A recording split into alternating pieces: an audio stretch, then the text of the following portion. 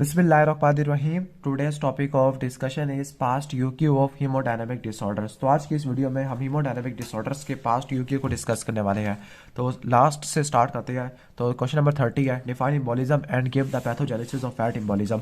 इम्बोलिस एक detach intravascular mess होता है। ये सॉलिड भी हो सकता है, लिक्विड भी हो सकता है, गैस भी हो सकता है। इसको ब्लड कैरी करता हुआ पॉइंट ऑफ ओरिजिन से लेकर किसी डिस्टेंट पॉइंट पे लेके चला जाएगा और उस डिस्टेंट पॉइंट के ऊपर आर्टीरियल या वीनस ओक्लियर करवा के ये टिश्यू डिसफंक्शन करवा सकता है या इन्फॉक्शन भी करवा सकता है। जो मेजोरिटी ऑफ द इम्बोलिस होते हैं वो थ्रोम्बस से डिराइव्ड होते हैं, डिसलॉज थ्रोम्बस होते हैं। That is why they are called thromboembolism. जो इम्बोलिज्म की जो नेचर होती है, यानी जो मेजोरिटी ऑफ द इम्बोलिस होते हैं वो डिटैच थ्रोम्बस होते हैं, यानी ब्लड क्लॉट होते हैं। इसके अलावा दूसरे फैट ड्रॉपलेट होते हैं, नाइट्रोजन की बबल्स हो सकती हैं, एथेरोस्क्लेरोटिक डैब्लिस हो सकते हैं जिसको कोलेस्ट्रॉल इम्बोलाई बोलती है, ट्यूमर के फ्रैगमेंट हो सकती है, बोन मैरो के फ्रैगमेंट हो सकते हैं, यहाँ तक कि फॉरेन बॉडी भी हो सकती है।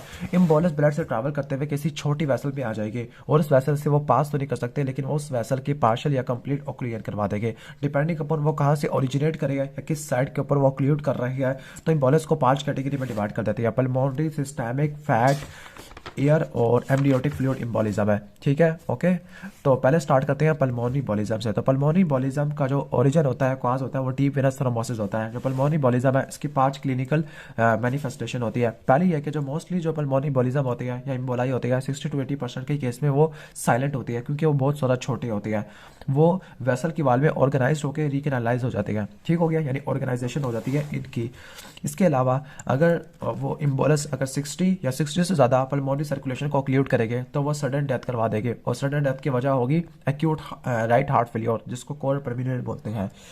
नेक्स्ट है कि अगर इम्बोलाई मीडियम साइज आर्टरी को ऑक्लूड करते हैं तो इस केस में पल्मोनरी हैमरेज होगा, लेकिन पल्मोनरी इन्फॉक्शन नहीं होगा, क्योंकि लंग्स को सप्लाई करने वाली 2 टाइप की आर्टरीज होती है, पल्मोनरी आर्टरी और ब्रोंकियल आर्टरी।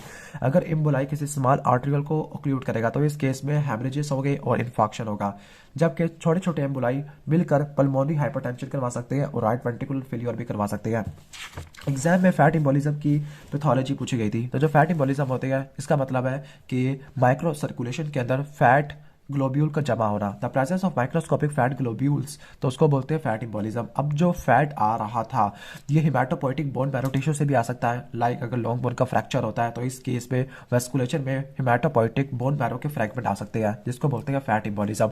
या फिर ये भी हो सकता है कि सॉफ्ट टिश्यू का ट्रॉमा है, बर्न्स है, तो इस केस में 90% इंडिविजुअल में हो सकता है ये वाला।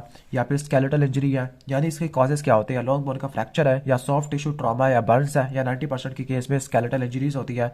अब जो इंजरी होती है वो वेस्कुलर साइनोसॉइड को रप्चर कर देती है। वो वेस्कुलर साइनोसॉइड बोन मैरो के अंदर होती है या फिर वेनिकल के अंदर होती है। जब वेस्कुलर साइनोसॉइड रप्चर हो जाएगी तो मैरो टिश्यू या डिपोज टिश्यू वेस्कुलर स्पेस में हर्निएट कर जाएगा और लेग्स की तरफ ट्रैवल करता जाएगा, जो फैट इम्बोलिज्म है। ओके, ये अप्लाई होता है मेजोरिटी यानी मिनॉरिटी ऑफ द पेशेंट के ऊपर जो कि सिम्टोमेटिक होते हैं। वैसे मेजोरिटी ऑफ द पेशेंट के ऊपर कोई साइन और सिम्टम नहीं आते। फैट इम्बोलिज्म के अंदर पल्मोनरी इनसफिशिएंसी हो जाती है, न्यूरोलॉजिकल सिम्टम आ सकती है, एनीमिया हो सकता है, थ्रोम्बोसाइटोपेनिया हो सकता है। ओके, और 1 से लेकर 3 दिन के बाद इंजरी के बाद आपको टैकिप्निया देखने को मिल सकता है, डिस्नी है, टैकीकार्डिया है, हर चीज़ ही बढ़ गई है। टैकिप्निया, डिस्नी, टैकीकार्डिया, इरिटेबिलिटी, रेस्टलेसनेस होती है, वो आगे कोमा भी करवा सकती है। फैट इम्बोलिज्म में थ्रोम्बोसाइटोपेनिया इस वजह से होता है क्योंकि जो प्लेटलेट होते हैं वो फैट ग्लोब्यूल्स के पास एडहियर होना शुरू हो जाएंगे। जब प्लेटलेट एडहियर करेंगे तो सारे के सारे प्लेटलेट यूज हो जाएंगे। दैट इज वाई कि जो प्लेटलेट हो गए उनकी रिलेटिव डेफिशिएंसी हो जाएगी, और जो प्लेटलेट चिपक जाते हैं फैट ग्लोब्यूल के साथ तो उनको स्प्लीन सेक्वेस्टर कर देती है, डिस्ट्रॉय कर देती है। इसके अलावा जो एनीमिया होता है वो आरबीसी की एग्रीगेशन या हिमोलिसिस की वजह से हो सकता है। इसके अलावा थ्रोम्बोसाइटोपेनिया से रिलेटेड पटीचे रैशेस भी आना शुरू हो जाती है, जो फैट इम्बोलिज्म का डायग्नोस्टिक टेस्ट होती है। जो फैट इम्बोलिज्म की पैथोलॉजी होती है वो मैकेनिकल ऑब्स्ट्रक्शन और बायोकेमिकल इंजरी दोनों को इन्वॉल्व करती है। जो फैट माइक्रो इम्बोलाई होते हैं और एसोसिएटेड आरबीसी और प्लेटलेट एग्रीगेट वो किसी भी पल्मोनरी या सेरिब्रल माइक्रोवेस्कुलेचर को ऑक्लूड कर सकते हैं।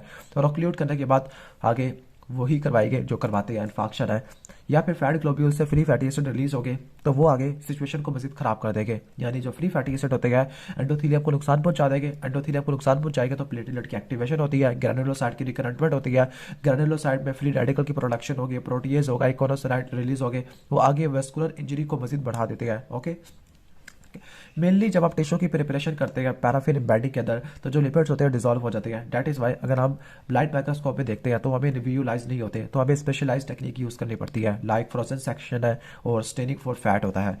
तो इम्बोलिज्म के अंदर हमने फैट इम्बोलिज्म को अच्छे तरीके से तैयार कर लिया है। ओके, इसके बाद है डिफाइन एम्बोलिज्म है। इसके बाद है how do red infarct differ from white infarct. तो रेड इन्फार्क्शन और वाइट इन्फार्क्शन का डिफरेंस क्या होता है ये मैं ऑलरेडी वीडियो में कवर कर चुका हूँ, वैसे दोबारा करवा देता हूँ। जो रेड इन्फार्क्ट होते हैं हेमरेजिक नेचर होती है, वाइट इन्फार्क्ट एनीमिक या पेल नेचर होती है। रेड इन्फार्क्ट में वीनस ओक्लूजन होती है लाइक टेस्टिकुलर टॉर्शन है, जबकि वाइट इन्फार्क्ट में आर्टीरियल ओक्लूजन होती है। जो रेड इन्फार्क्ट है लूज स्पॉन्जी टिश्यू में होती है लाइक लंग्स है, जबकि जो वाइट इन्फार्क्ट होती है सॉलिड ऑर्गन में होती है।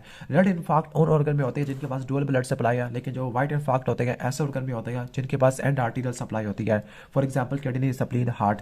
अब जो रेड इन्फार्क्ट होते हैं प्रीवियसली कंजेस्टेड टिश्यू में देखने को मिलते हैं जिनमें स्लगिश वीनस फ्लो है, लेकिन जो वाइट इन्फार्क्ट होते हैं कंजेस्टेड टिश्यू में नहीं होते।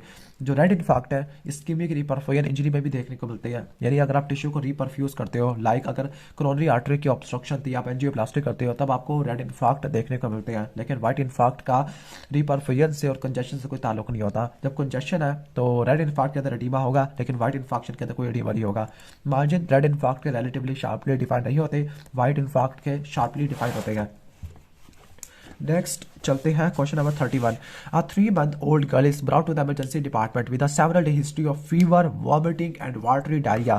देखो फीवर है, उसको डायरिया भी हुआ है, इसके बाद उसका हार्ट रेट है 210 पर मिनट, टैकीकार्डिया हुआ पड़ा है, रेस्पिरेटरी रेट ज़्यादा हुआ है, टैकीप्निया है, टेम्परेचर इसका 102 है, एक्सट्रीमिटीज कोल्ड है और मोटल्ड है below the elbow and the knee. तो शॉक के डेफिनेशन को पूछ रहे हैं और ये पूछ रहे हैं कि कौन सी टाइप का शॉक इस के अंदर एग्जिस्ट करेगा। पहले हम शॉक की डेफिनेशन को पढ़ लेते हैं, फिर आपको मैं क्लिनिकल मैनिफेस्टेशन बताऊंगा कि हाइपोवोलेमिक में क्या होगा, कार्डियोजेनिक में क्या होगा, एनाफिलेक्टिक में क्या होगा और सेप्टिक में क्या होगा। ओके, तो स्टार्ट करते हैं शॉक की डेफिनेशन को। शॉक एक सर्कुलेटरी फेलियर की स्टेट होती है जो टिश्यू की परफ्यूजन को इंपेयर कर देती है और सेलुलर हाइपोक्सिया करवा देती है। यानी शॉक को किस तरह से डिफाइन करते हैं, a state of systemic hypoperfusion जिसमें कार्डियक आउटपुट डिमिनिश हो सकती है या फिर इफेक्टिव सर्कुलेटिंग ब्लड वॉल्यूम कम हो जाता है। लाइक अगर आप यहाँ से देखो कि वो स्टेट है जिसमें सिस्टमिक टिश्यू की हाइपोपरफ्यूजन होती है, या तो कार्डियक आउटपुट कम हो गया या फिर इफेक्टिव सर्कुलेटिंग ब्लड वॉल्यूम कम हो गया। तो ये शॉक की डेफिनेशन है। शॉक की 3 मेजर टाइप होती है, कार्डियोजेनिक है, हाइपोवोलेमिक और सेप्टिक है, जबकि 2 माइनर के अंदर एनाफिलेक्टिक और न्यूरोजेनिक शॉक होता है। कार्डियोजेनिक शॉक के अंदर आपने इसको इस तरह से याद रखना है कि आपने पढ़ा है ना cyclic AMP. Okay, cyclic AMP. C से होगा कार्डिक के टेम्पोनेट, ए से एरिथमिया, एम से मायोकार्डियल इन्फाक्शन और मायोकार्डियल इन्फाक्शन के केस में वेंट्रिकुलर रप्चर हो जाता है, और पी से पल्मोनरी एम्बोलिज्म होगा।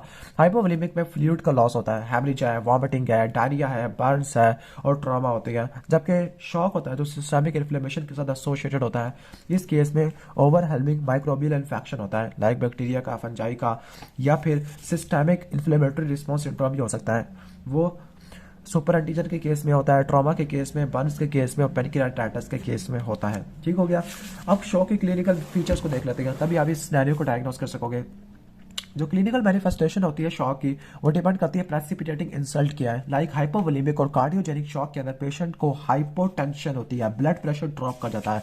हाइपोटेंशन की वजह से आप कह सकते हो कि रिफ्लेक्स होता है, रिफ्लेक्स टैकीकार्डिया चलता है, तो वीक रैपिड पल्स होती है, टैकीपनिया होता है, कोल्ड क्लैमी साइनोटिक स्किन होती है, कूल है, क्लैमी है, साइनोटिक स्किन होती है। इसके बाद जो सेप्टिक शॉक है उसमें स्किन वार्म होती है और फ्लश्ड होती है, क्योंकि पेरिफेरल वेजोडाइलेशन होती है टेम्परेचर वगैरह की वजह से। ओके, ठीक हो गया। तो ये इसके मैंने आपको बता दिया क्लिनिकल मैनिफेस्टेशन। अब उस सिनेरियो के अंदर लिखा हुआ क्या था कि हिस्ट्री या फीवर की, ठीक है, वॉमिटिंग और डायरिया है, ठीक है, फीवर है तो बुखार वगैरह हो सकता है, वॉमिटिंग और वाटरी डायरिया है। तो वॉमिटिंग और वाटरी डायरिया होता है, इस केस में क्या होता है, वॉमिटिंग और डायरिया के केस में हाइपोवोलेमिक शॉक होता है, क्योंकि सारा का सारा फ्लूइड लॉस हो रहा है। तो इसका सही ऑप्शन या बेस्ट ऑप्शन क्या होगा, हाइपोवोलेमिक शॉक है। ठीक हो गया।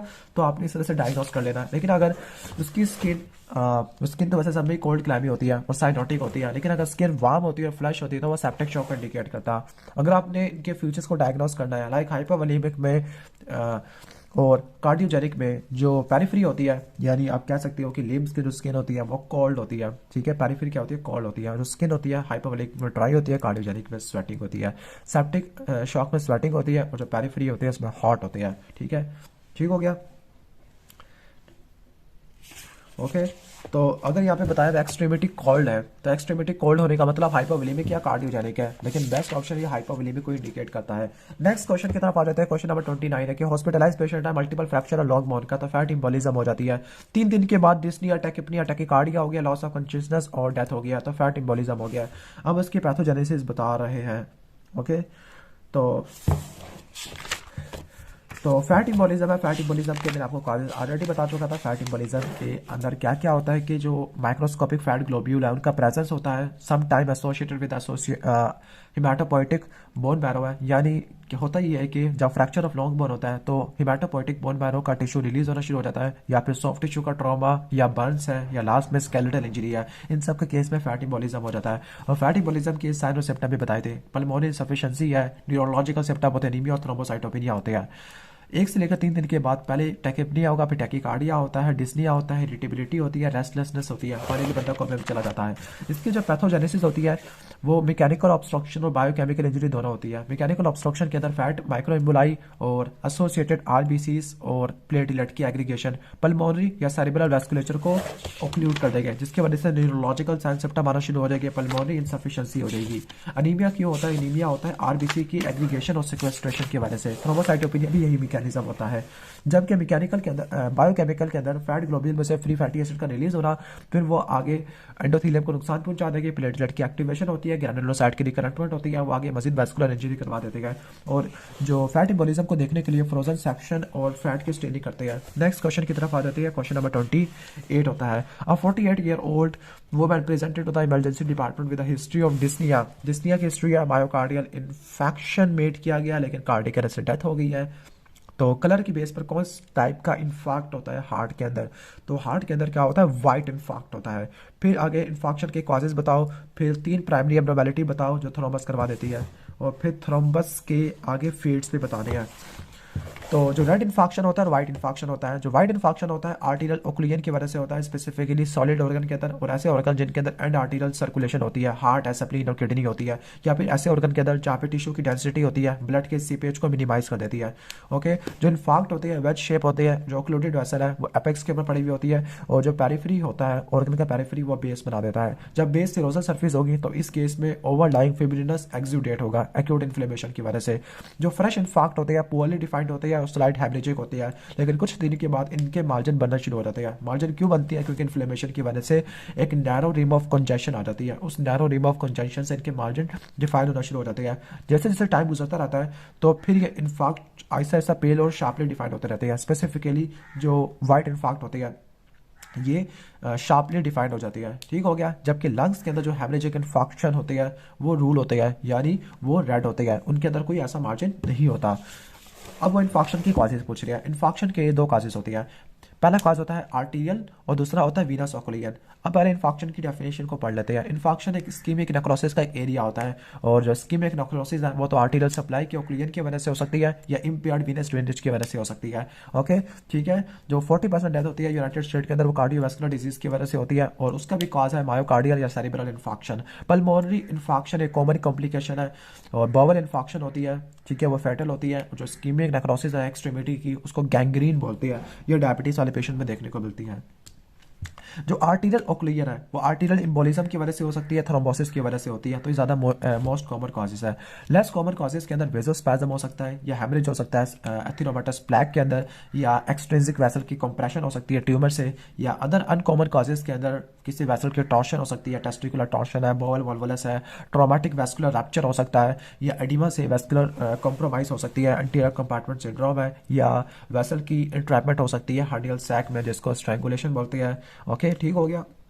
जो दूसरा पढ़ लेते हैं वीनस। जो वीनस थ्रोम्बोसिस होती है इन्फेक्शन करवा सकती है, लेकिन पहले कंजेशन होती है और फिर जाके इन्फेक्शन होता है। जो इन्फेक्शन होता है वीनस थ्रोम्बोस का वो उन ऑर्गन में होता है जिनके पास सिंगल इफरेंट वेन है, फॉर एग्जांपल टेस्टिस और ओवरी है। तो इन्फेक्शन की हमने काजेस को भी पढ़ लिया। अब हम उन्होंने एक और सवाल पूछा है कि थ्रोम्बोसिस के क्या काजेस होते हैं। तो जो थ्रोम्बोसिस होती है इसका एक विजुअल ट्रायड होता है। विजुअल ट्रायड में एंडोथेलियल इंजरी है, स्टेसिस और टर्बुलेंट ब्लड फ्लो है, तीसरा हाइपर कोआगुलेबिलिटी ऑफ ब्लड होता है। ठीक हो गया। ओके, जो हाइपर कोआगुलेबिलिटी होती है वो एंडोथेलियल इंजरी की वजह से भी हो सकती है, या फिर वो एबनॉर्मल ब्लड फ्लो की वजह से भी हो सकती है। और जो एबनॉर्मल ब्लड फ्लो होता है ये एंडोथेलियल इंजरी भी कॉज करवा सकता होता है। यानी पूरा एक सर्कल चलेगा, ये वाला सर्कल चलेगा इस तरह से, लेकिन ये एरो वापस नहीं आएगा। या फिर आप इसको इस तरह इस डायरेक्शन में अगर पढ़ोगे ना, इस डायरेक्शन में भी एरो कैंसिल हो जाती है। इन शॉर्ट हाइपर कोगुलेबिलिटी के ऊपर एरो कन्वर्ज होती है। एंडोथेलियल इंजरी की वजह होती है हाइपर कोलेस्ट्रोलेमिया और इन्फ्लेमेशन होती है। एब्नॉर्मल ब्लड फ्लो के अंदर स्टेसिस और टर्बुलेंस आ जाती है। स्टेसिस के अंदर एट्रियल फिब्रिलेशन और बेड रेस्ट आ जाता है, जबकि टर्बुलेंस के अंदर एथेरोस्क्लेरोटिक वेसल नैरोइंग है। हाइपर कोगुलेबिलिटी के अंदर इनहेरिटेड फैक्टर 5 म्यूटेशन है और एक्वायर्ड के अंदर डिसएमिनेटेड कैंसर होता है। तो इनके एग्जाम्पल को भी देख लेना। दोबारा बता देता हूँ, एंडोथेलियल इंजरी के अंदर हाइपर कोलेस्ट्रोलेमिया और इन्फ्लेमेशन होती है। हाइपर कोगुलेबिलिटी के अंदर इनहेरिटेड में फैक्टर 5 लीडर म्यूटेशन है। प्रोथ्रोम्बिन जीन म्यूटेशन होती है। एंटीथ्रोम्बिन 3 की डेफिशिएंसी होती है। एक्वायर्ड के अंदर डिसएमिनेटेड कैंसर होता है। ओके, फिर एब्नॉर्मल ब्लड फ्लो के अंदर स्टेसिस और टर्बुलेंस आती है। स्टेसिस के अंदर एट्रियल फिब्रिलेशन और बेड रेस्ट होती है, जबकि टर्बुलेंस के अंदर एथेरोस्क्लेरोटिक वेसल नैरोइंग होती है। ओके, ठीक हो गया। जो हाइपर कोगुलेबिलिटी है इसके दो कॉजेज होती है, प्राइमरी और सेकेंडरी। प्राइमरी में जो मोस्ट कॉमन है वो फैक्टर 5 की म्यूटेशन होती है, जिसको बोलते हैं फैक्टर 5 लीडर म्यूटेशन। इसमें आर्जिनिन ग्लूटामिन से रिप्लेस हो जाता है। प्रोथ्रोम्बिन जीन म्यूटेशन है, इसको हम जी 2021 रट्टा मार लो 2021-01, ओके, नहीं बल्कि 2021-0A है। ओके, और लास्ट है कि फैक्टर 8, 9 या 11 की सिंथेसिस बढ़ गई है, जबकि रेयर के अंदर डेफिशिएंसी होती है। एंटीथ्रोम्बिन 3 की, प्रोटीन सी की और प्रोटीन एस की होती है। और वेरी रेयर के अंदर फिब्रिनोलाइसिस का डिफेक्ट आ सकता है या होमोसिस्टोन्यूरिया हो सकता है। सेकेंडरी के अंदर जो स्ट्रॉन्ग रिस्क फैक्टर है इसमें बेड रेस्ट होता है, इमोबिलाइजेशन होती है, मायोकार्डियल इन्फॉक्शन है, एट्रियल फिब्रिलेशन होती है, टिश्यू इंजरी है, सर्जरी, फ्रैक्चर और बर्न्स वाले में कैंसर है, प्रोस्थेटिक कार्डिक वाल्व है, डिसएमिनेटेड इंट्रावेस्कुलर कोगुलेशन है, एंटी फॉस्फोलिपिड एंटीबॉडी सिंड्रोम और हेपेरिन इंड्यूस्ड थ्रोम्बोसाइटोपेनिया, इसको एक्सप्लेन किया हुआ यहाँ पर। जबकि अदर रिस्क फैक्टर में कार्डियोमायोपैथी, नेफ्रोटिक सिंड्रोम है, हाइपर एस्ट्रोजेनिक स्टेट है, प्रेगनेंसी में पोस्टमार्टम में होती है, ओरल कॉन्ट्रासेप्टिव स्टेट है, सिकल सेल एनीमिया होती है और स्मोकिंग होती है। ओके, तो ये हाइपर कोआगुलेबल स्टेट्स आपको मैंने बता दी है। अब जो थ्रोम्बस है, थ्रोम्बस के जो फेट्स पूछ रहे हैं, थ्रोम्बस के 4 मुकद्दर होते हैं। पहला है प्रोपगेशन, दूसरा इम्बोलाइजेशन होता है, तीसरा डिसोल्यूशन होता है, चौथा ऑर्गेनाइजेशन और रिकैनालाइजेशन होता है। प्रोपगेशन के अंदर थ्रोम्बस मजीद प्लेटलेट को एक्युमुलेट करेगा और फिब्रिन बना लेगा। फिब्रिन और प्लेटलेट को एक्युमुलेट करके और बड़ा थ्रोम्बस बन जाएगा। इम्बोलाइजेशन के अंदर जो थ्रोम्बस होते हैं वो डिसलॉज होकर किसी और साइट के ऊपर चले जाते हैं, जिसको इम्बोलस बोलते हैं। डिसोल्यूशन के अंदर फिब्रिनोलाइसिस होती है, जिसके जरिए जो थ्रोम्बस है उसकी श्रिंकेज और टोटल डिसअपीयरेंस हो सकती है। लेकिन अगर एक्सटेंसिव फिब्रिन डेपोजिशन है और क्रॉस लिंकिंग होती है ओल्डर थ्रोम्बाई में, तो उनकी जो फिब्रिनोलाइसिस है वो नहीं हो सकती, तो वो रेजिस्टेंट होते हैं to the fibrinolysis. That is why जो TPA होता है, टिश्यू प्लाज्मिनोजन एक्टिवेटर होता है, ओके, तो वो शुरू वाले इंटरवल के अंदर जब थ्रोम्बस नया नया बना है इस केस में इफेक्टिव होता है, लेकिन ओल्डर थ्रोम्बस के लिए इफेक्टिव नहीं होता। लास्ट है ऑर्गेनाइजेशन और रिकैनालाइजेशन। अब जो ओल्डर थ्रोम्बाई होती है वो ऑर्गेनाइज हो जाएंगे, लाइक इनको एंडोथेलियल सेल ऑर्गेनाइज करना शुरू कर देगा, स्मूथ मसल और फाइब्रोब्लास्ट इनको इन ग्रोथ करना शुरू कर देंगे, इसके अंदर ग्रो करना शुरू करेंगे, कैपिलरी चैनल बनना शुरू हो जाएगा इसके ल्यूमिन के अंदर। फिर उसकी रिकैनालाइजेशन होती है, रिकैनालाइजेशन की वजह से थ्रोम्बस एक वेसल बन जाएगा, ठीक है, एक मैस ऑफ कनेक्टिव टिश्यू बन जाएगा जो कि वेसल के वाल में इनकॉर्पोरेट हो जाता है। तो ये थ्रोम्बस के आपको फेट बता दिया है। ओके, इसके बाद हम नेक्स्ट चलते हैं क्वेश्चन की तरफ। तो नेक्स्ट है डिफरेंट फेट ऑफ थ्रोम्बस भी हो गया, डायग्नोसिस भी हो गया। ओके, तो जो नेक्स्ट क्वेश्चन है, 65 year old lady is bedridden due to cardiac problem. तो स्वेलिंग हो गया राइट लग की, तो डीप वेनस थ्रोम्बोसिस आता है। थ्रोम्बस को डिफाइन करो, 3 इंपॉर्टेंट साइट्स जहाँ पे वीनस थ्रोम्बाई बन सकता है और कॉम्प्लिकेशन क्या होती है। ओके, आर्टिकल थ्रोम्बस के केस में, ओके, और वेशो ट्राइड पूछ रहा है, वेशो ट्राइड एक्सप्लेन कर चुका हूँ और रिकैनालाइजेशन ऑफ थ्रोम्बस भी एक्सप्लेन कर चुका हूँ। पहले एक ऑर्गेनाइजेशन होती है, ऑर्गेनाइजेशन के अंदर एंडोथेलियल सेल है, स्मूथ मसल है और फाइब्रोब्लास्ट की रिग्रेशन होती है। फिर इसके बाद कैपिलरी चैनल बनना शुरू हो जाते हैं जो फाइनली रिकैनालाइजेशन के बाद इसके ल्यूमिन को स्टैब्लिश कर देंगे। रिकैनालाइजेशन के बाद जो थ्रोम्बस होता है वो वेसल की वाल में इनकॉर्पोरेट हो जाएगा। ओके, अब वो पूछ रहे हैं थ्रोम्बस की डेफिनेशन सुनाओ। तो थ्रोम्बस होता है क्या? थ्रोम्बस एक थ्रोम्बोसिस होता है pathological process of formation of thrombus, यानी अगर किसी अननोन इंटरप्टेड या जिस जगह पर इंजरी नहीं है उस जगह पर थ्रोम्बस बनना शुरू हो जाए तो इस प्रोसेस को थ्रोम्बोसिस बोलते हैं। A pathological process in which clotted mass of blood forms within non-interrupted vascular system. This is called thrombosis. अब 3 important sites जहाँ पे venous thrombus बन सकता है और फिर आर्टिकल थ्रोम्बस की कॉम्प्लिकेशन पूछ रहे हैं। तो वीनस थ्रोम्बोसिस जिसको फ्लैमा थ्रोम्बोसिस बोलते हैं, जो मोस्ट वीनस थ्रोम्बाई होती है सुपरफिशियल या डीप वेन्स ऑफ लेग के अंदर बनते हैं। जो सुपरफिशियल वीनस थ्रोम्बाई होती है सैफरस वेन में बनते हैं जहाँ पे वेरिकोसिटीज होती है। अब ऐसे थ्रोम्बस जो सुपरफिशियल वेन में बनते हैं तो वो कंजेशन करवाती है, स्वेलिंग है, पेन है, टेंडरनेस है, लेकिन उनकी इम्बोलाइजेशन ना होने के बराबर होती है। लेकिन जो एडीमा होता है और जो वेनस ड्रेनेज इंपेयर्ड हो जाती है वो क्या करती है, वो इन्फेक्शन को प्रीडिस्पोज कर देती है और अल्सर को भी प्रीडिस्पोज कर देती है। ऐसी वेन को वेरिकोस वेन बोलते हैं। जो डीप वेनस थ्रोम्बोसिस है, जो बड़ी बड़ी वेन्स को इन्वॉल्व करेगा, स्पेसिफिकली नी के लेवल पर या नी के अबव, फॉर एग्जांपल पॉप्लिटियल है, फीमोरल है, इलियक वेन है, इनको इन्वॉल्व कर सकता है। तो ये काफ़ी ज़्यादा सीरियस है क्योंकि ऐसे थ्रोम्बस इम्बोलाइज हो सकते हैं। अभी तो हमने सुपरफिशियल का पढ़ा था। सुपरफिशियल के केस में क्या होगा, सिर्फ कंजेशन होगा, स्वेलिंग होगी, पेन होगा, इन्फ्लेमेशन वाली चीज़ें आना शुरू हो गई है। इस केस में इन्फेक्शन बढ़ सकता है लेकिन वो इम्बोलाइज नहीं होते। लेकिन अगर डीप वेन में होगा लाइक पॉप्लिटियल, फीमोरल या इलियक वेन है, तो वो लंग्स की तरफ इम्बोलाइज कर सकता है और पल्मोनरी इन्फेक्शन करवा सकता है। जो डीप वेनस थ्रोम्बोसिस है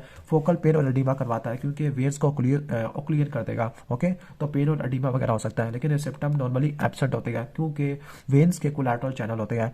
और इसके अलावा जो डीप वेनस थ्रोम्बोसिस है कहती है कि 50% इंडिविजुअल के अंदर एसिम्प्टोमेटिक होता है। तो आपने साइड्स इनको नोट कर लिया। सुपरफिशियल वीनस थ्रोम्बाई यानी सुपरफिशियल वेन्स में होते हैं। ओके, ठीक है। इसके अलावा डीप वेन्स ऑफ लेग के अंदर होते हैं।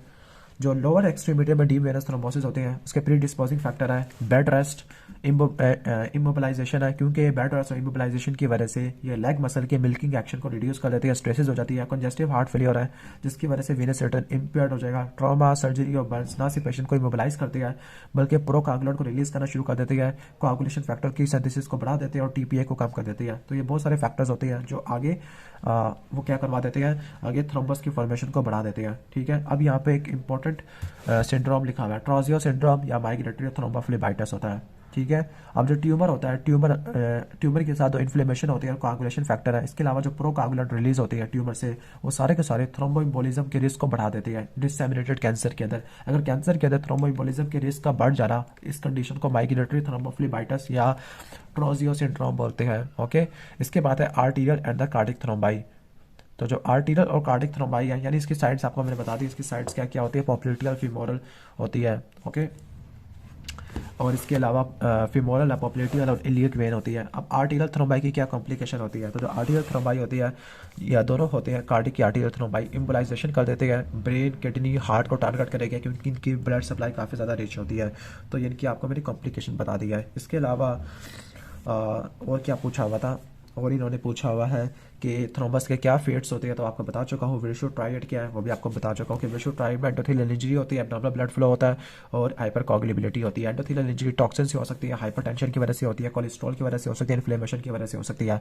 एब्नॉर्मल ब्लड फ्लो में स्टेसिस और टर्बुलेंस होती है। स्टेसिस में एट्रियल फिब्रिलेशन लिखी हुई थी और बेड रेस्ट लिखा हुआ था, जबकि टर्बुलेंस के अंदर एथेरोस्क्लेरोटिक वेसल नर्विंग लिखी हुई थी। हाइपर कोगुलेबिलिटी प्राइमरी भी हो सकती है, सेकेंडरी भी हो सकती है। प्राइमरी में फैक्टर 5 की लीडन म्यूटेशन है, प्रोथ्रोम्बिन की सिंथेसिस और एंटीथ्रोम्बिन 3 की डेफिशिएंसी होती है। सेकेंडरी के अंदर बेड रेस्ट है, टिश्यू की डैमेज है, मैलिग्नेंसी है, यहाँ तक कि प्रेगनेंसी में भी देखने को मिलती है, और एंटीफॉस्फोलिपिड एंटीबॉडी सिंड्रोम है, और लास्ट है antibody against the platelet factor 4 और हैपेरिन, जिसको बोलते हैं हैपेरिन इंड्यूस्ड थ्रोम्बोसाइटोपेनिया। जो थ्रोम्बस होता है वो प्रोपेगेट भी कर सकता है, रिजॉल्व भी कर सकता है, ऑर्गेनाइज भी कर सकता है और इम्बोलाइज भी कर सकता होता है। ओके, तो हमने तकरीबन 27 MCQs तक कर लिया है लास्ट से स्टार्ट करते हुए। तो प्रीवियस वीडियो है ओके, जो एक क्वेश्चन लिखा हुआ है आर्टीरियल और वेनस थ्रोम्बाई में फ़र्क लिखा हुआ है, इसको कवर कर लेते हैं, फिर हम इस वीडियो को एंड कर देते हैं क्योंकि यहाँ पे विशु ट्राइड लिखा हुआ है। तो विशु ट्राइड में एंडोथेलियल इंजरी है, ओके, स्मोकिंग और हाइपरटेंशन है, एंडोथेलियल डैमेज में सर्जरी, कैथीटर है, हाइपर कोगुलेटिव में हेरिडिटरी और एक्वायर्ड है, जबकि स्टेसिस में इमोबिलिटी और पॉलीसाइथीमिया है। तो इनके डिफरेंस को तैयार कर लेते हैं और इस वीडियो को यहाँ पे एंड कर लेते हैं। तो वेनस और आर्टीरियल थ्रोम्बाई में क्या फ़र्क होता है, तो पहली बात इनकी लोकेशन का। तो जो आर्टीरियल थ्रोम्बाई होती है वो एंडोथेलियल इंजरी या टर्बुलेंस वाली साइड के ऊपर होते हैं, जबकि वेनस थ्रोम्बस का काज होता है stasis, direction of flow, retrograde direction में जाते हैं, और जो वेनस थ्रोम्बाई है in the direction of blood flow जाते हैं। इन शॉर्ट चाहे वेनस हो चाहे आर्टीरियल हो, दोनों हार्ट की तरफ जाते हैं। जो आर्टीरियल थ्रोम्बाई होती है यूजुअली ऑक्लूसिव होती है, लेकिन जो वेनस है वो इनवेरिएबली ऑक्लूसिव होती है, यानी ये फ्रीक्वेंटली है और ये इनवेरिएबली है, हमेशा ऑक्लूसिव होती है। कलर को देखें तो कलर का ग्रे वाइट होता है और ये वेसल की वाल से फर्मली एडहेरेंट होती है, लेकिन जो वेनस थ्रोम्बाई है ये रेड और स्टेसिस होती है, थ्रोम्बस के होती है। ओके, इसके बाद है फीट। जो आर्टीरियल थ्रोम्बाई होती है प्रोपेगेट कर सकते हैं, ल्यूमिन की ऑब्स्ट्रक्शन कर सकते हैं, इन्फेक्शन वगैरह करवा सकते हैं एम्बोलाइजेशन से, लेकिन जो वेनस थ्रोम्बाई है वो पल्मोनरी सर्कुलेशन में जाएगी, जबकि आर्टीरियल वाले सिस्टमिक में जाती होती है और वहाँ पे पल्मोनरी इन्फेक्शन करवा सकते हैं। तो ये आर्टीरियल और वेनस थ्रोम्बाई में डिफरेंस होता है। बाकी क्वेश्चन है उसको नेक्स्ट वीडियो में कवर कर लेंगे। अगर आपको वीडियो अच्छी लगी है तो वीडियो को लाइक कर देना, चैनल पर नहीं हो तो सब्सक्राइब कर देना। मिलते हैं नेक्स्ट वीडियो में, तब तक के लिए अल्लाह हाफिज़।